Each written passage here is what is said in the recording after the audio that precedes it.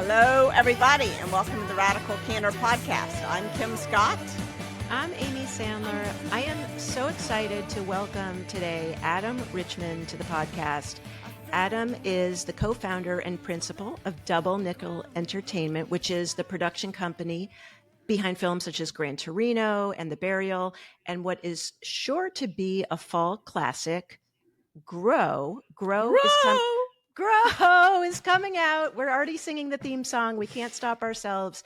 Adam has a career spanning film, television, games, and media, and has really built a reputation for bringing bold, character-driven stories to life. Also successfully building and scaling large dynamic teams and product. He is an entrepreneur. He's a producer, a creative leader who really thrives at the intersection of business and art. And along the way, Adam has learned quite a bit about practicing radical candor in the unique high-pressure world of film production. I have to say, I am smiling quite a bit because Adam is also a very good friend to both me and Kim. In fact, I think it is safe to say that this very podcast would not be happening without you, Adam, because that is true. Yes, you are the link between me and Kim because we each knew you separately while we were at business school, and then you introduced me to Kim. So heartfelt welcome, Adam Richman. Welcome, Adam. Thank you. I have to say, you two are the best shidduch I think ever. So, can you translate that? That is in Yiddish. That's the best union, the best marriage. You two are meant to be, and it's great. Thank you for having me, Kim and Amy. It's great to be here with you. As someone who's known you both for so long and so well, I am really just so proud of all the amazing radical work you two have been doing on this podcast and throughout the Candor universe, really making the business world a better place to live. So thank you. Thank you, Adam. Adam, you are always a person, you're very good at showing that you care personally. I love that about you. So thank you for being here. You are too, Kim. And Amy, you too. I think that's what also is a big connection between the three of us. Yes. Well, to broaden the conversation out to our listeners beyond the three of us. Love us. Let's bring you into this circle of caring personally and also challenging directly. Yes.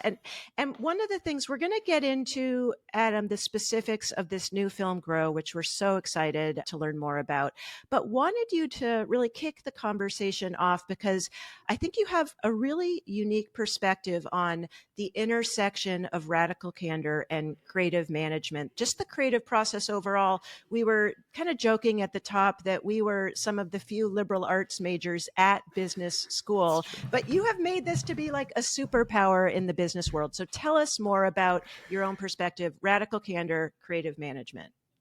So I remember when we were all in school, were you guys with me in Teresa Amabile's creativity course, managing creativity? Were either of you in that course with me? No. I took it, but I don't think with you. I just remember the phrase creative destruction.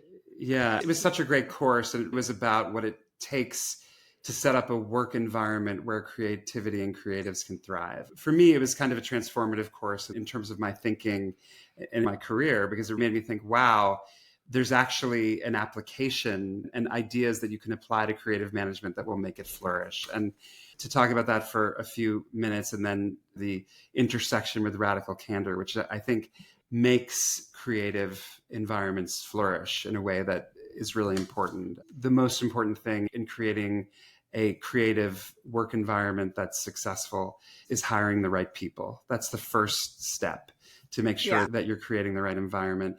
It's like a marriage. If you don't choose the right partner from the start, it's going to be so much harder. And I think next, it's about not micromanaging those people, setting up an environment for those colleagues where they feel real ownership over their scope of work, which then will give them a real sense of ownership in the project that you're working on as a whole.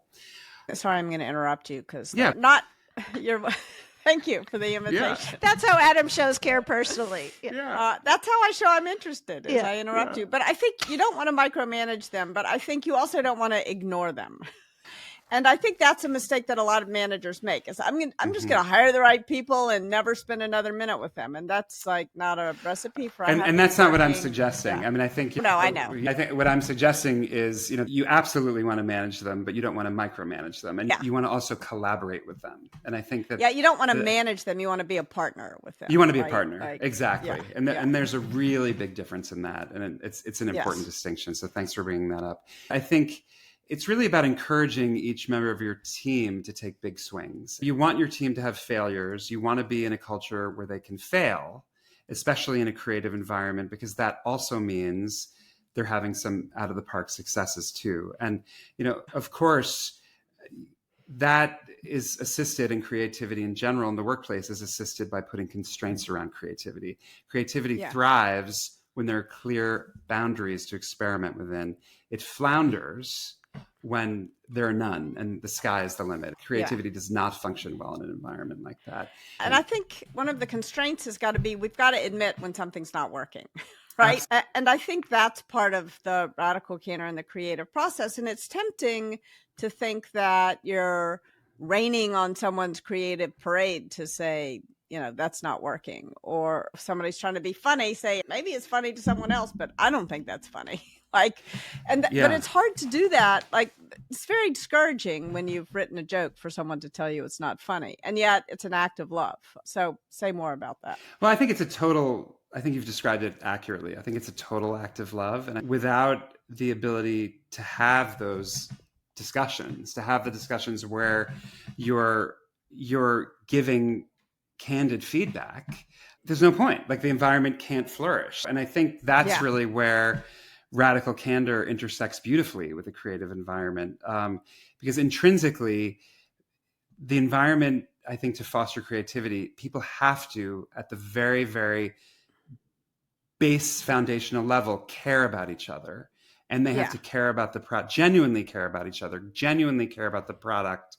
So they feel they can experiment, they feel they can fail, and then also wildly succeed.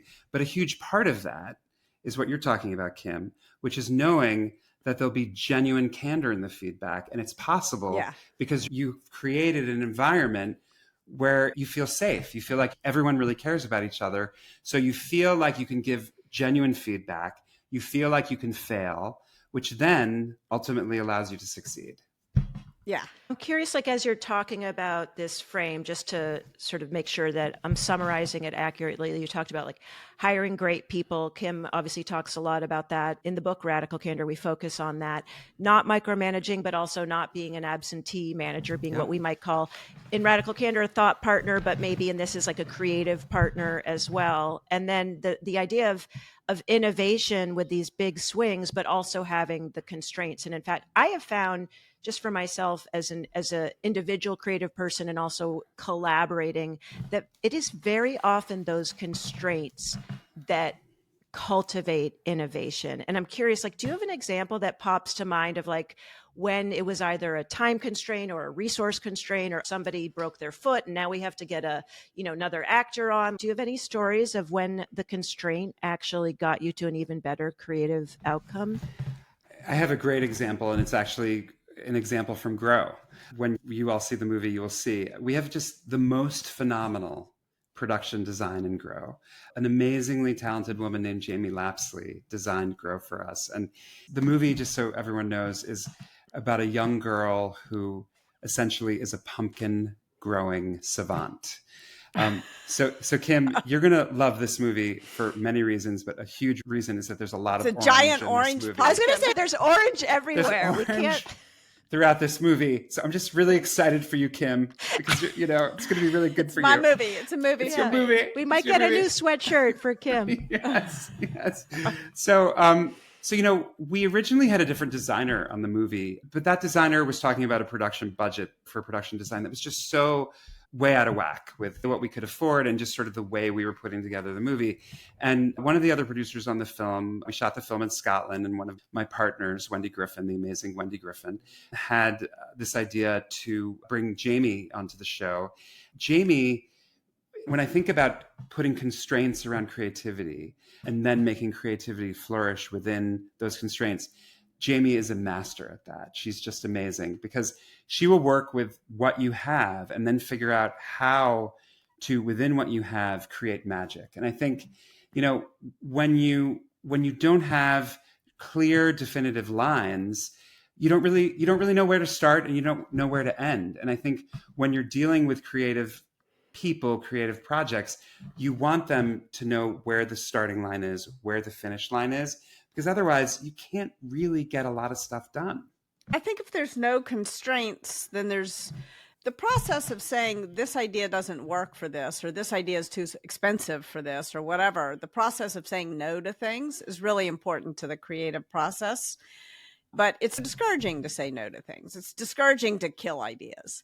And yet, in order to come up with something great, you've got to kill a lot of ideas. And that's part of the reason why. Kim, can I do the purple flag on the aggressive language? You didn't want to it's like, what's a maybe not as violent than kill? Kill you. Well, I don't remember know. You wanted to get away from violent language. I know. You wanted to kill the violent language. Yes. I don't know. You're right about the purple flag. Yeah. I don't have an answer, but I think you've got to eliminate certain ideas. You've got to execute them. You got to squash them like a bug. Let's just double down on the violent language today.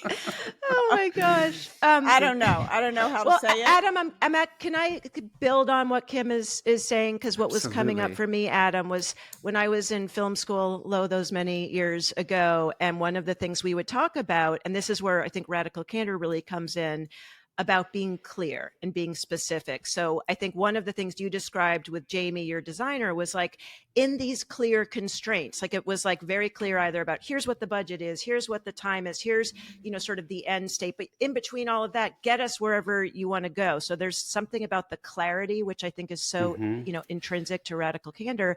The other thing is that was coming up was we had this joke at film school that you'd write a script and you give it to an executive and it'd be like, love it, but it needs more heart. So like how do you give it more heart? Like do you like write a heart on it? Like right. So there's sort of this very vague, like just needs more heart. Yeah. Does that spark anything for you of like what good feedback? Well, first of all, I find that yes, it sparks a lot of things. I mean, and sort of it sparks some people in the creative industry have a real tendency to speak very generally about like, this isn't working. This character isn't getting to where he or she needs to be, or this isn't funny enough. Well, it's like, what isn't funny? What isn't working? Let's be really specific so that we actually can make change. And I think the other thing, just back to Kim's point for a second about also saying when things aren't working, I think there's also a way to say something isn't working with the parameters that we have. So here are the parameters that we have. And how do we take this idea and make it work within those parameters, right? And I think like Jamie was a great example of that, to say, we need these giant pumpkins and we only have X amount of money and X amount of time to put them together. And these things actually don't exist. And I think, for me, one of the How did she make the giant pump? Now I'm so curious. Like, well, pumpkins grow so fast. They do grow really fast. Grow. Sorry, that's the song. I can't especially stop it. So I have a neighbor. Sorry, now I'm going down a distraction, but it's a good story. Down a pumpkin patch. I have a neighbor who grows giant pumpkins. Wow. He starts growing them in the summer. I mean, where you live now? A neighbor now in Los Altos, California, and he will lie on his garden chair and watch the pumpkin grow. It grows that fast. Like these things are 5 feet tall, 6 feet tall. They're huge pumpkins. So I'm that's all very for cool. the growing pumpkin. So you've got to take him to the movie. Yes, believe me, my neighbor is all about this movie. I have another question about Radical Candor and the creative process, because you went back to that class, and I think there's a reason why I didn't take that class. The reason I didn't take that class is that there was something to me at the time that felt oxymoronic about managing creativity. Like there's something, I think, in my soul that feels like power is going to destroy creativity. Hierarchy is going to destroy creativity. And yet you need a little bit of organization in order to build something together. Like if we're going to collaborate on a creative project, there need to be roles. There probably need to be directors and managers, but you need to figure out how to lay that power down in order for the power not to destroy the creativity of the people on your team. Do you have thoughts on that? Yeah, I mean, I completely agree. And I think one of the things that I try to do when we're making a movie is, there's definitely a lot of hierarchy in film production. So, and I often try to destroy that. Because I think that it alienates people. It doesn't create the culture you want of collaboration, of caring, of candor. It's sort of the nemesis of that. And, I'll give a really specific example, which is kind of funny. But, if you come to a movie set, there's something called any movie set or television set, there's something called Video Village. And what Video Village is this area. It's usually tented and usually there's coffee and blah, blah, blah. And it's where the director and the producers sit. And that's where, when you're shooting something, the feed comes and you actually get to watch it as it's being shot, as it's being captured, and sometimes the stars will come by and, the studio executives and blah, blah, blah, blah. And I just hate it. I absolutely hate it. We all have our chairs. I can imagine it's like the most hierarchical, like the most petty hierarchical place on the planet. I mean, we have the chairs with our names on them. So, what I try to do... Are some chairs bigger than others? Some chairs have really good cup holders. Some chairs have less good cup holders. But, what I try to do is totally flatten that. When we start a production, it's that everyone is welcome at Video Village. There are no chairs with people's names on them. There's anybody can come get a cup of coffee, like exactly, croissants for the stars, lesser croissants for the... Yes. It's the hierarchy without question is, I mean, yes, Kim, what you said is exactly accurate. There needs to be some organizational roles so that you actually can manage and make things. Yeah. But that's different than sort of embracing a hierarchy like we're talking about right now, which is really the nemesis of creativity. There's no question. I mean, a role has got to be a job, not a value judgment, Well put. As a director, you have a job to do, but it doesn't mean you're better than all the other people. Absolutely. On the set.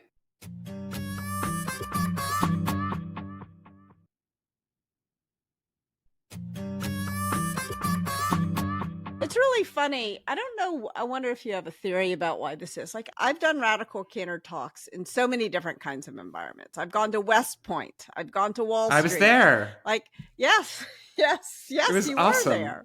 It was awesome. Yeah. So all these different environments, and the most hierarchical place I ever have been in my whole life was Hollywood. At one point, somebody said that they wanted to create a TV show of Radical Candor. Got on a plane and I flew down and I met someone and I was rolling my rolly bag and somebody raced up to me, grabbed my bag from me and said, "The talent doesn't carry their own bags." And I'm like, what kind of weird world have I entered? Like, it was in what is going on? I did not expect for Hollywood to be the most hierarchical place on the planet that I've ever been. You're so spot on. It's just, it's years and years of people sort of building that hierarchy that needs to be ripped down. And I think I have a theory. I would love your theory. It could be dead wrong. But I think when you're doing creative work, you pour your ego into it. And then when you, and your ego gets bruised in the creative process badly often. And so I think there's something about that. And then you get, so your ego's been bruised and bashed, and then you get some power. And then you have to, because you're wounded, you build these walls around yourself or something. I don't know. Maybe that's too. What's interesting about that comment? Egotistical Hollywood people. I think it's the people in the middle, who are insecure. The people that I've worked with, I mean, you always say in Hollywood, and this is something I definitely do, like when you find the good people, you stay with them, because the good people are truly amazing and they're not insecure. They don't have anything to prove. It's just about the work and the collaboration. It's about the partnership. And I guess what I've found with the number of the dozens and dozens of people that I've worked with over the years, whether they be actors or directors or producers or executives, the ones that are super successful, in many ways, they don't have anything to prove. So they're all about the work, which is just so refreshing. Like you might think, oh, I'm working, I'm going to be doing a movie with Clint Eastwood, which, as you both know, we did Gran Torino.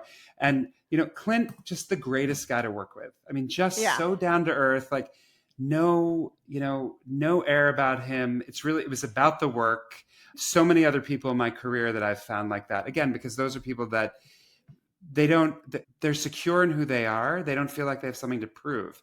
There's a lot of insecurity in Hollywood. Yeah. Adam, I'm wondering, like, one of your strengths that I just deeply admire as a human and friend is just how good you are at cultivating and continuing friendships and staying in touch, and specifically also mentoring younger people and helping them, dare I say, grow in their careers and in their personal development. And I'm just thinking, as you're saying this, I'm thinking of my own kind of foray into entertainment and being told the summer between my first and second year during business school by somebody, oh, I'll tell you who all the, people you need to avoid are, the really sort of cruel, bullying people, which is a strange advice to get when you're going into a business. I don't know how much has changed, hopefully some of that, but I'm wondering, given just how much entertainment has changed in terms of these sort of big distribution systems, and that now people don't necessarily need to go as traditional routes, like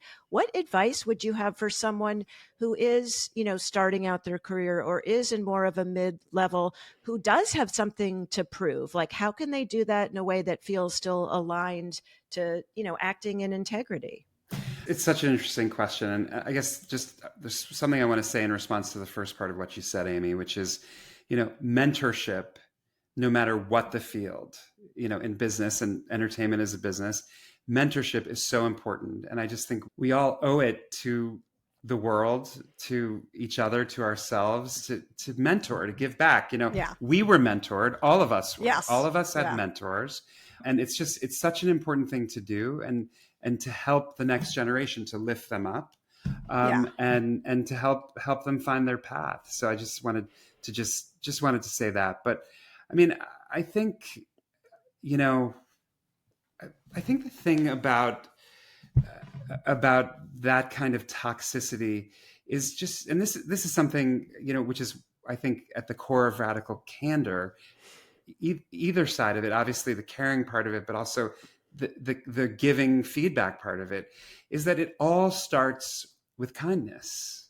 It has to start with kindness, and our careers have to start with kindness, and so if that's the foot you lead with in everything you do, it's going to be good. And I think that's a real problem in business, no matter what the sector, is that many people are not leading with kindness.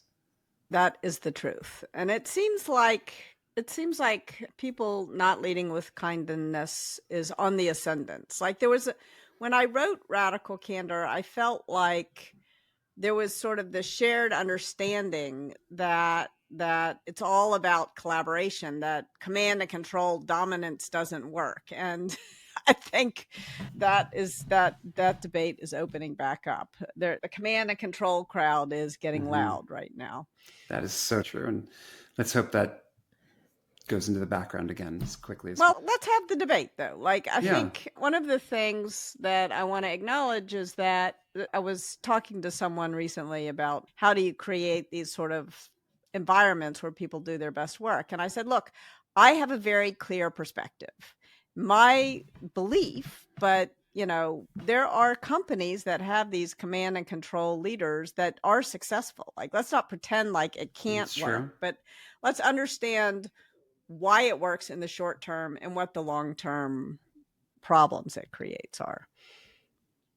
Have the real conversation. I wonder, Kim, like, just building on that, Adam, from your own experience, whether it's in terms of fundraising or whether it's dealing with some challenges on the set, what advice might you have, or what have you found as a way of ensuring that that toxicity doesn't come into the set? I mean, you talked about the village and that there's sort of equity there, but in terms of actual behavior or giving feedback about like, this is the culture I want to have on the set, how have you navigated that? I think there's a couple important points to answer that question, Amy. I think it's really important to set the table at the beginning of either a project or a business, or when someone's coming into an organization, to really set the table well. I mean, not the three of us, because what I'm about to say is like so many of our colleagues from HBS, kind of laughed at all the softer lead courses and the OB courses. The three of us didn't. But all that stuff, that is sort of at the core of what makes successful culture in business.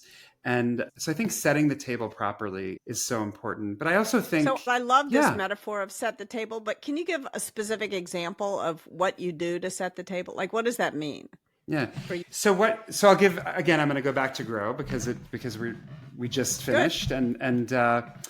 So setting the table with Grow is having a director like the incredible John McPhail, like we have on Grow, who at the end of every day goes around and thanks every single person working that day.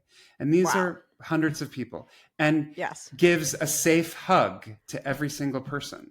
Wow. That creates an environment where everyone feels valued, from the first AD, who's at the top of the food chain. What's an AD? Down an assistant director. Okay. Down to the caterer or a production assistant, from our stars like Golda Rochevelle from Bridgerton to our extras. It's making everyone feel valued. And I think that lesson is so easily transferable to a corporate environment, and it doesn't cost anything. It does. It is hard to remember to express gratitude and appreciation. It doesn't cost money, but it does cost effort, but you get a lot out of making that effort. You get a lot out of it. And I guess that goes back to proper organizational behavior training for executives, because it's like, it doesn't cost anything. And it just, there's lots of things about this that I also think intersect with radical respect as well. Yeah. It's, in some ways, it's so simple. It's such a simple idea. And it's really interesting when you paint that picture of the director going around and taking the time to say thank you. And what's popping up for me, especially for so many of us who work virtually or hybrid or, in office, are we taking, just a moment or a minute to look the other person in the eye, and Kim, you've made the point with Radical Candor, like these don't need to be 20-hour long feedback sessions, but just being very intentional and showing that appreciation and doing it daily, and not just having something on a wall of like, here's what we believe, but like that he's actually doing it. So when we say set the table, like what I hear is actually, it's a very like in person. It doesn't have to be in person, but it's an actual human expressing, to human. Gratitude and appreciation. How long? I mean, there's how many people on the set? How long would it take him at the end of the day to like look each person? It would take a while. I mean, on like an Grow, hour, 45 minutes. I mean, it's not, it's not a lingering interaction, but maybe. Yeah. So you're not like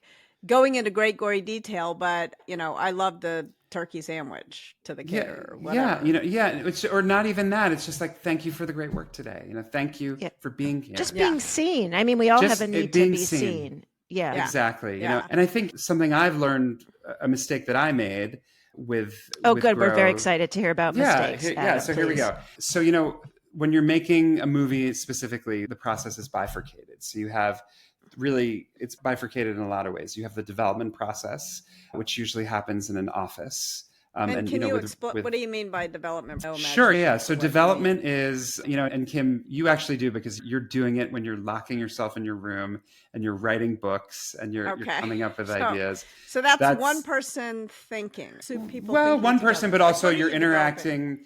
Developing we work with a writer as executives. We have a back and forth. We have an iterative process with the writers. So the development process is when you've gotten a script for Grow and you decide you're going to develop it into or you've gotten an idea? Like, who are you developing what with? So at Double Nickel, the business in general, the sort of creative content business of making movies, making television, you could start further back at a book. You could start with an article. You're just sitting around and you're like, I have this idea. I have this really interesting idea. That would make so it could be an idea. It could be a book. It could be an article. It also could be a script that needs work. It could be a script, or it could be Double a Nickel, YouTube. Yeah. It could be, right. It could be a YouTube piece. It could be a play. It could be anything. Yeah. It could be a poem. It could literally be, it could be, we're having this conversation and we finish it. And I think, there's actually a really interesting idea. There's a feature film in here where you're singing Crow in the background. Okay. Right, so there's an idea expressed in some way. There's an idea. You're developing the idea. The idea. So that's development. And then that's a collaborative process. Who's developing Very collaborative process. So you're developing it with writers, in some cases, multiple writers, in some cases, one writer. And you're usually developing it with the producer. And in some cases, the director as well. So I am the producer. Producer, director, writer. These people in a room? Yes, sometimes in a virtual room, but sometimes the director doesn't come till later, and then you undergo another development process to integrate the director's ideas. So development is one process. Then you have something called pre-production, which is to keep it focused. I went to Scotland, and for 2 months we were doing pre-production, which basically means you're scouting locations, you're hiring people, you're working on designs, you're doing everything, you're casting, you're doing everything to get to the point where you're building your team, essentially. You're building the sort of foundation of your product. There's a lot of R&D going on at that moment. Can I ask, just as you're going through that, I'm wondering, just to make this, more applicable, for you as the producer sitting in the development and then being in pre-production, is there this part of you you're having to straddle both the creativity, oh, this is a great idea, but there's also some part of you oh, that's going to cost $2 million. How do you manage? My understanding is that you're having to kind of embody both of those things. Without question, every moment of every day, I'm embodying both, and then that was what was interesting to me about this career path, because you're 50% one and 50% the other, 100% the whole. And sometimes you have to go a little bit more one way, a little bit more the other way. It can be fascinating. It can also be really hard. Yeah. Because you want to give everything to your talent. You want that production designer to have, enough unlimited money to build. Budget. Yeah. Yeah, you want that, but you also can't do that. Yeah. Yeah. So what's the Radical Candor like let's go back to the development process. Like you say, great idea, but I hate this part of it. Give me an example of some Radical Candor you had to give in that process. Yeah. So before you get to that part of the process, it's about establishing the relationship with the writer. Okay. Right. That's good. See, I forgot. You're so good, Adam. Yeah. He's like, Kim, it goes back to the relationship. Kim, Come on. Just to remind you what you wrote. Care personally. This happened to me often when I was writing Radical Candor. My editor and I had a good creative process going on, and I'd write something. Yeah. And because my natural instinct is to show I care, and I'm having to manage against myself because challenging directly doesn't always feel very care personally. I would sometimes overcompensate and say things that sounded harsh, and my editor would write in the comments, "Care personally much?" question mark. I'm like, oh yeah, got to go back to that part. By the way, I have some Radical Candor. Somebody has a phone that's buzzing on the table. You need to put it on airplane mode. I think that's all me. right, I'm sorry. Let's go. Shutting it down. So what's some Radical Candor in the development process? So first you establish the relationship to care personally. Okay. So that establishes trust in the relationship. And then, as you're having this iterative back and forth process, it's never, red pen, this is terrible. It's very much like, this is working so well. Yeah. This part of it is working so well. If there's something that's genuinely working so well.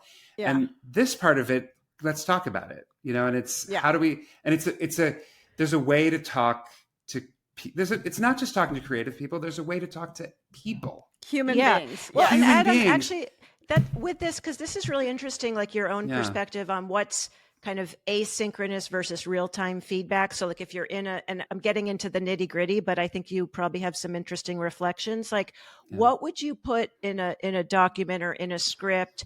And then what would warrant like, oh, Kim and I really need to talk real time about that? Like, how do you think about when you the just difference? pick up the phone and call. Yeah.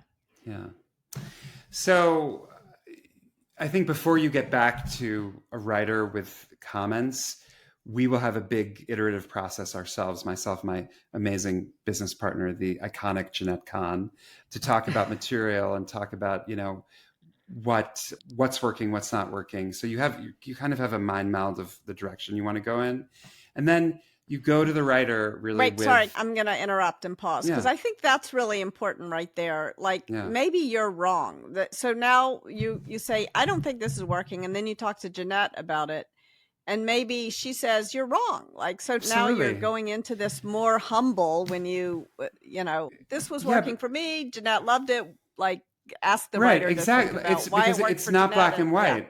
It's not black and white. And I think that's really, there's no data. Like this is all about opinions. It's a business of opinions, right? So it's not right or wrong, but so if we in most cases are financing the development of a property, at the end of the day, our opinion will be the final opinion, because it's until we get to a point where we then sell it to Warner Brothers or Universal, and then they will come in and say, actually, this whole scene that you might have loved that scene, Adam, but it's not working and we're cutting it. Yeah. You know what I mean? So it's, it's and that's probably painful for you. You just spent so much time on that. Author. You know what? It's not painful. And I'll tell you why it's not painful. Sometimes it feels liberating to get rid of stuff. Because it's, this is about, again, whether you're making a movie, a television show, whether you're creating a painting, any creative process, any creative business, it's about getting up to bat. So it's about, you want to keep things moving. You want to keep creating. You want to keep making. We're all makers. So part of that is letting things go. And you have to be able to let things go. But you also need to know when to fight for things that shouldn't go to the trash. And I'll give a great example. There's a really funny scene in our movie where, Queen Charlotte and, iconic Nick Frost, who's this amazing British actor, comedian, and our star Priya Rose Brookwell, one of our amazing kids who's in the movie, go to this zoo to basically steal some lion poo. Oh, to help the pumpkin grow. Yeah, because it's good fertilizer. And, and so in an early cut that John delivered to us, we, as the producers said, for this cut, we're going to cut that scene because we feel like it's not really needed. And, it's funny, but, let's cut it. Never cut the poop. Never cut the poop. Never cut the poop. Words of wisdom from Kim Scott on how to make a movie. My creative direction. Yeah. It's really true. So we cut it, but John, to his credit, and again, I think any creative who, when they're so passionate about something, really fought for it, and we put it back in, and he was 100% right. And there were some things that he wanted in that didn't get in, some things that I wanted cut didn't get cut.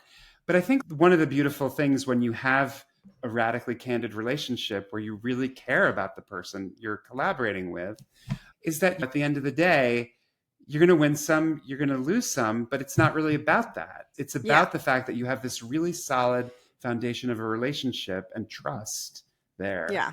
And that you're, at the end of the day, you both just want the best product. Yes. And that's not about ego. And you care about the product together. Exactly. Yeah. And ego. Adam, what you said about like, we're makers, I love that. Like there was so much about like momentum. And I think one of the things in making movies and just the creative act, and I think this applies to anyone, not just in a creative field, but we're going from idea to output. And so I think what you're talking about is, and this is one of the things working with Kim and working with Jason of just testing and experimenting, and then you have something to actually respond to versus sort of an abstraction. And yours is a bit higher stakes, right? Because you now have a whole bunch of people and we just spent all this money. And so you're trying to plan for some of those abstractions. So I just want to make sure that we had covered, you had the development process, you had the pre-production process. Were there any other processes that we haven't gotten into where there's another kind of radical And this is I'm so glad you brought that up, Amy. So this goes back to why we started this line of discussion. So after production, there's post-production, where you edit and you put the sound together, you put the music on, you do the effects, you make the movie. That's where a lot of the magic really happens there. Magic. And what I didn't do at the beginning of the post process on Grow, and a lot of it had to do with the fact that my amazing post team, our partners at Blazing Griffin in Glasgow, they're just the best. Just love everyone there. They were in Glasgow. I was back in New York when we were doing post, and we didn't have a table setting session with everyone. We didn't have a session where the entire team got on and sort of talked about how we wanted to proceed together, right, and sort of laying out the culture of post for Grow. And I think not setting, so it took us a little bit longer to get to where we wanted to be. We got there, but the lesson for that for me was, in what I do, I have to really look at each process and set the table at each part of the process. Because it's not like, because you did it in production, it's going to automatically carry over to post. It's not. And I think it's so interesting because it feels like, especially you were probably excited to jump into the work. Nobody wanted to spend an extra hour all getting on a Zoom together at different time zones to set the table. And yet taking the time to set the table saves you time in the end. It's why I often say in a staff meeting, you want to start with a check-in, even though it can feel frustrating. It feels like, I don't have time to socialize with you people. Let's just get our work done. It is worth taking the time to check in with people, and so that you know what's going on in their lives. Setting the table feels slow, but it actually, not only is it a way to show you care personally, it actually is a way to improve efficiency. I agree. I mean, so much of it from my perspective is, again, about clarity. Like, we are being clear on how we want to work together. And this is how I'm expecting we're going to work together, because we all go into these meetings having all these assumptions that are unspoken. And then all of a sudden we're in a very different movie, like literally. Yeah. So Adam, I think there's some wisdom there, for folks who are listening, who maybe work as an independent contractor or work as a consultant or aren't necessarily in a more formal hierarchy, but you're working with a different post team and a different development team, and you're having to sort of go in and out of these different meetings and relationships. Do you have any advice for folks of what you have found works well in sort of a quick table setting, or sort of how you like to build rapport relationship that might be transferable? So this is such a great discussion. I mean, I think even if it's a quick table setting, it's essential. It's time that is so well spent. And Kim, what you said is right on. It'll save you time later. It just absolutely will save you time later. And I think that, if you're Amy, to your point, like if you're an independent contractor and you're someone who's moving from project to project or different consultancies at different companies, you still want that. But you still absolutely want that, because for you to be the most effective team member at a company or in a project-based work environment, you want to understand what the culture is. And you hope that the culture is one of collaboration and of kindness and of candor, and you need to understand that going in. Yeah. And I think it's so important, especially in a creative process where you're going to cut things or not cut things. Sometimes what can happen is you think you're on the same page. You both have this conversation and you say, we're going to do this. And then you look at the work product and you see something totally different happening. And it's so easy in that moment to get angry that you have to say it again or have another conversation, or you make up this story in your head about this person is ignoring me, they don't respect me, and just pick up the phone and call the person. Right. And reminding someone. I was working with someone on something just the other day, and I thought we had agreement, and then what I thought we had agreed to wasn't happening. And I was like, I started making up the story in my head. Like, this person didn't tell me what they, and then I'm like, why don't I just pick up the phone and call them? And we had a quick conversation. They're like, oh, I didn't get it. Here's why I didn't get it. I'm like, oh, now I know what I need to say next time. And so I think remembering that radical candor is never a one-way street. It's like a lot of little back and forths, like setting the table. Like, we're going to, if we say something and it's not, and what we think was going to happen doesn't happen, like, pick up the phone and call before you get angry. Yeah. Ask why. Absolutely. Couldn't agree more. And it's so interesting, Kim, you and I have talked about this a lot over the years, but I mean, this structure really applies to every part of your life. Yes, your kids, your spouse. It really does. Every part of your life, which is, I've been pushing you for a while to say, when are you doing Radical Candor at home? When is that book coming out? The House of Radical Candor. The House of Radical Candor. Exactly. Exactly. But this really is something, that intersects every part of our lives. Yeah. Absolutely. Yeah. Well, absolutely. Adam, a couple more questions just as we kind of move towards a close. One of the things that struck me when we were chatting before this conversation was around why you chose to do the film Grow. Mm-hmm. And the word joy was something that you used, and I just would love to hear more about. We need more joy in the world. Tell us. Yeah, I mean, look, you both feel this way too. I know you do, because we've talked about it together. These are hard days right now. These are hard and complicated days. And what I realized about entertainment now more than ever is that it really needs to entertain, and it needs to uplift, and it needs to give people a distraction. It needs to transport them into something that might feel a little bit better. And so I think it's bigger than a distraction also, Adam. Like, I think it's positive target identification. Like, if you're navigating hard times, you need to have an imagination of what could go well. It's all very clear to us what could go badly. Yeah. And so I think that the imagination and building a world in which things go well will help us really build a world in which things really go well. Like, I think that is the purpose of art at some level. Yeah, I totally agree. And, and for us, a purpose has always been to really focus on subjects that are somehow contributing to the cultural conversation.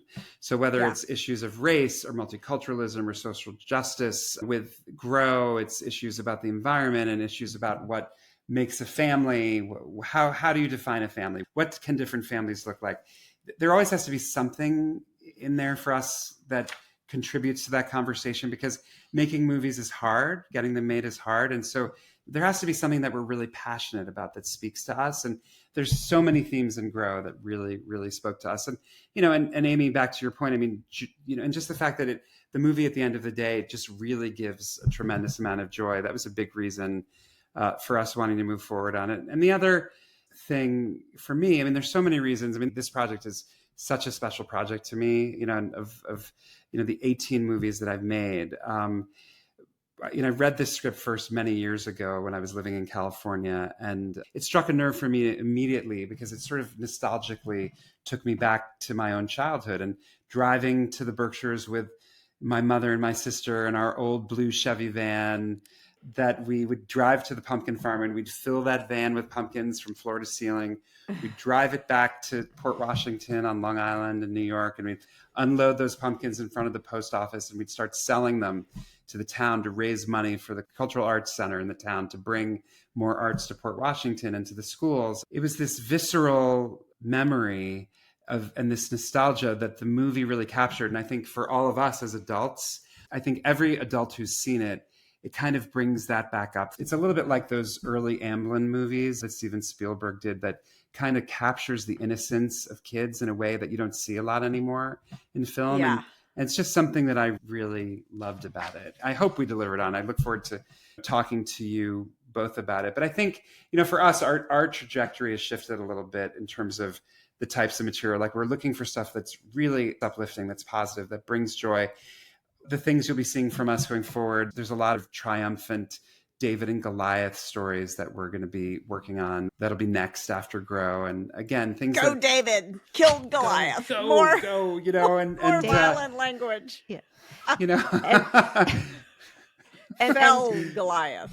Maybe that's less violent. Adam, as you're sharing that, what's coming up for me is just we are in this, as human beings, and the purpose of art transporting us, imagining something even better, but also in the experiencing of the film or of the song or of the piece of art, we have different sensory experiences. And by feeling joy, we can then create more joy around us. So giving us the experience of joy is so powerful.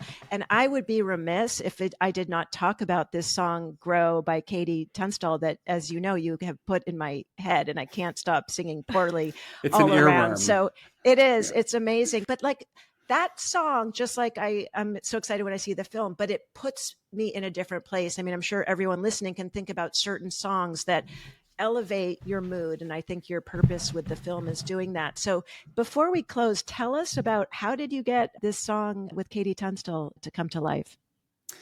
So it's a great story. So our composers, just two guys from Glasgow, incredibly talented, composed the music for John McPhail's last film, Anna and the Apocalypse, which is a Christmas zombie high school musical. And they're just incredibly great guys, incredibly talented guys. They wrote this song and they first recorded the vocals for it. Do you guys remember that movie, That Thing You Do? No. Was it a 50s movie? It was a Tom Hanks, it was a Playtone movie. Yeah. And that thing, it was like a bop. It was like just this great song that you couldn't get out of your head. And so they sang it. It was just fantastic. But they have a friendship with KT Tunstall, and they were like, we could really do something with this. Let us see if KT wants to record it. And she did. And so our studio, Sky Studios in the UK, who was our anchor in this film, and they came in and really were a big reason why this film happened. Again, another great partner, just amazing collaborative partners. They have a whole music division, Sky. So the head of the music division, the incredible Sue Hepworth, loves this song, as do we all, as does everyone at Sky. And they're really going to make a huge push for this as a big single globally. And so we're just thrilled about it. And so it happened kind of, it happened because of relationships, but it wouldn't have happened if the song wasn't great. And frankly, if the movie, oops, there goes my earpiece. If the movie wasn't, the song was inspired by the movie. Like, I think they really work hand in hand with each other. But, I just want to go back to one thing really quickly, Amy, that you asked earlier, like, why Grow? Why now? The other thing for me, it's our first family movie at Double Nickel. And I just really wanted to make something that my kids could see with their friends too. That was really important. And that all of the young people in our lives could see, and something that really sort of projected where we want the world to be, and I think Grow does that. I love that. I can't wait to watch it with my kids, because I agree with you. Like, one of my goals, these are dark times and the kids are they're not optimistic about the future. And we want to give them some optimistic visions of what a future could look like. Absolutely. Well, Adam, this has been such a fantastic conversation. One thing that I'm struck by for folks, for those of us creative folks in business school, but it is through your business savvy, your strategic skills, your fundraising skills that you are able to bring this to life. And so that is a unique gift, and I want to acknowledge it, and just that creativity and business can inspire each other and make, sort of 1 + 1 = 3. So thank you for sharing. Any last words before we close? Just wonderful to spend this time with you both, and just so much fun. Thanks for having me. It was a great way to spend an hour. Thank you for being here, Adam, and thank you for introducing me to Amy. Yes, I will forever be grateful for that, Adam. And for those of you listening, please do just like I'm going to do. Get your ticket to see Grow. Coming to a theater near you. And if you want to get tickets, please go to Grow the Film. That's GROWTHEFILM.com. You can follow on social media at Grow the Film. For more on this podcast, go to radicalcandor.com/podcast. You can see the show notes. We'll put a bunch of resources for you. And if you are a visual person, you can now watch our podcast on YouTube and Spotify. Thanks for being here. Take care, everybody. The Radical Candor podcast is based on the book Radical Candor, Be a Kick-Ass Boss Without Losing Your Humanity by Kim Scott. Episodes are written and produced by Brandy Neal with script editing by me, Amy Sandler. The show features Radical Candor co-founders Kim Scott and Jason Rosoff and is hosted by me, still Amy Sandler. Nick Carissimi is our audio engineer. The Radical Candor podcast theme music was composed by Cliff Goldmacher. Follow us on LinkedIn, Radical Candor the Company, and visit us at radicalcandor.com. This will sound mad, but every time I touch a plant, it's like I can feel what they're feeling. Charlie, look at me, not the plant. Took a while to track you down. Is she house trained? Charlie! This is my niece. Right. What is it with this place and pumpkins? We're ready for the contest. I'm going to win. My dad's entering the contest too. You got much of a team? I'm working on it. That ain't mine, is it? We snogged once at a school disco. But what a snogger.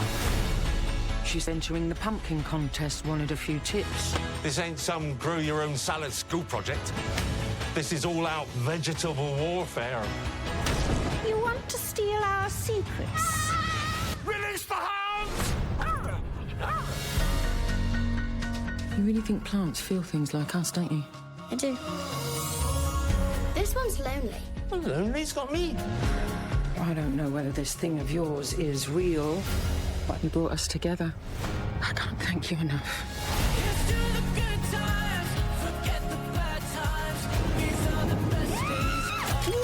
Well, that's unexpected. It's Charlie Little!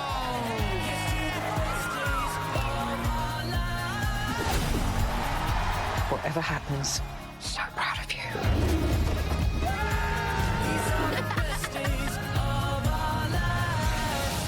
Go on then, Sensei. Let's see what your magical green fingers feel. It's huge. You gotta grow hard or go home. And now we must show our commitment to the new life that we are creating by having a wee on it. Oh, that is enough crazy for one day. Thank you very much.